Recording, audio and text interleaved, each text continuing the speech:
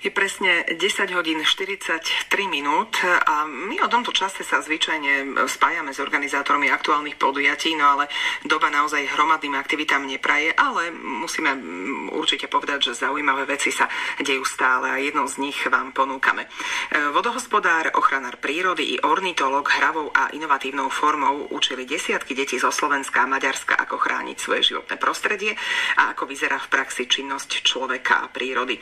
Prioritou bolo pritom ukázať na rozmanitosti života v povodí rieky Bodrog. Projekt Zemplínskej knižnice v Trebišove Príroda nepozná hranice, ktorý je financovaný z Európskeho fondu regionálneho rozvoja v rámci spolupráce Interreg, má upozorniť na znečistenie tejto rieky i nevhodné správanie ľudí v jej okolí. Počas jej spoznávania z brehu i plavby sa o význame celého projektu porozprávala Lívia Godová s riaditeľkou Trebišovskej knižnice Jankou Vargovou. Motiváciou bola v prvom rade vízia pre lepšiu budúcnosť v čistejšom životnom prostredí a samozrejme s uvedomelou mladou generáciou. My v prvom rade sme chceli zbudiť u tejto mladej generácie vášeň pre ochraňovanie prírody. Názov Príroda nepozná hranice má jednak reálny názov, ale aj metaforický. Príroda nemá hranice a rieka Bodrog, po ktorej sa dnes plavíme, tá určite hranice nemá a ten metaforický je ten, že príroda plače, aby sme jej pomohli. My sa aktuálne nachádzame na lodi, ale nie je to jediná aktivita, ktorú realizujete v rámci tohto projektu. Nás čaká Envirofest, ktorý sa mal uskutočniť vo Viničkách na amfiteátri. Keďže prišla tá pliaga, ktorá nám to zabránila, teda koronavírus, tak sme museli improvizovať a tak prechádzame do online priestoru a pôjdeme do škôl za mládežou. Online prenos prednášok, znova ornitológa, vodohospodára a ochrancov prírody, ktorý bude obohatený ešte aj o envirofilmy. Budeme vysielať pre deti v Maďarsku, v základnej škole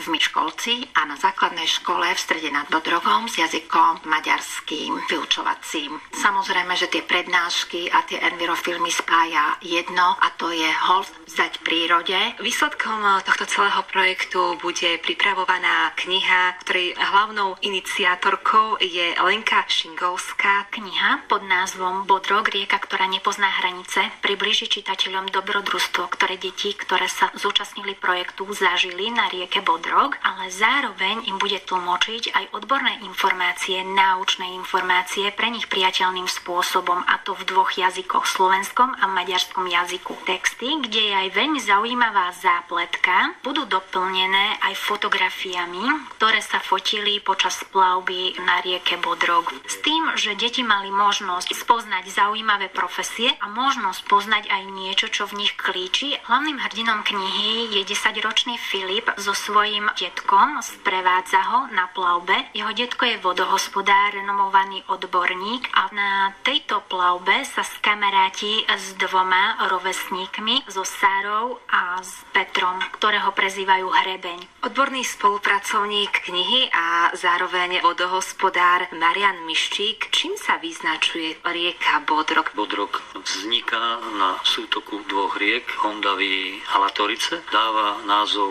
regiónu, ktorý sa nachádza čiastočne na Maďarsku, to je subregión medzi Bodrožie. Na mieste, kde opúšťa územie Slovenskej republiky, v Klíne nad Bodrogom sa nachádza najnižšie miesto s najnižšou nadmoročskou výškou 94,3 metra nad morom, čiže to je najnižší bod na území Slovenska. Z vodohospodárskeho hľadiska odvádza všetky vody z východnej časti východného Slovenska, to znamená, že do Bodrogu vtečú vody z Tople, Hondavy, Laborca, Uhu, z Latorice, čiže odvodňuje aj časť územia Ukrajiny, čo je svojím spôsobom tiež určité špecifikum, pretože snáď s výnimkou Dunaja všetky rieky slovenské pramenia na slovenskom území. Včelári zlatý. Aj také skarbenie máme dole. Zaujímavé, že tiež hniezdí v hierach, ktoré si vyhrábava v pieskových dunách. Tu pár metrov za stredom nad Bodrogom tých pieskových dunkách, čo tam sú. Takže som sa divil, že nepoznáte, lebo tu je bežný relatívne. On si vykopal také metr dlhé diery v pieskových dunách alebo do pieskového podložia. Živí sa hlavne lietajúcim bizom. Vášky, včely, osy, ovady. Je to veľmi, veľmi rýchly dravec, inakšie by nevedel chytiť včelu letku. Na tejto plavbe sa zúčastňuje aj ornitológ Miloš Bala, ktorý tu mal prednášku o tých najvýznamnejších druhoch druhoch, ktoré sa nachádzajú v tomto chránenom vtáčom území Medzibodrožie. Vzhľadom na charakter tohto územia, že to je územie s rozsiahlou sieťou riek, ramien a kanálov, sú to hlavne vodné vtáky. Z takých najzaujímavejších môžem spomenúť bučiaka trsťového, respektíve veľkého dneska, bučiačika močiarneho, hniezditu, chavkožnočný, asi v najväčšom počte na území Slovenska. Vzácna je tu chochlačka bielovoka napríklad, hniezditu beluša malá z Brodivcov, beluša veľká. Je tu najväčšia populácia volavky purpurovej na území Slovenska. Celkom pre vtáčie územie je 37 kritériových druhov vtákov. Hlavnou postavou tejto knihy bude Filip. V rámci dnešnej prednášky ste sa mohli dozvedieť množstvo zaujímavých informácií. Tak čo tak teba zaujalo? Mňa zaujali informácie o mŕtvom ramene Bodrogu. No celkovo Bodrog, lebo je to zaujímavá rieka. Napríklad aj to, že ona nepramení, ale vzniká sútokom. Oba sa mi páčila tiež, bolo to zaujímavé. Sára, čo teba zaujalo na tejto plavbe? To okolie, ako tu sú stromy a všetko. O tom asi som všetko nevedela, to ma veľmi zaujímalo. Rádio Regina aj vo vašom meste. Trebišov 100,3. Rádio Regina, váš najbližší svet.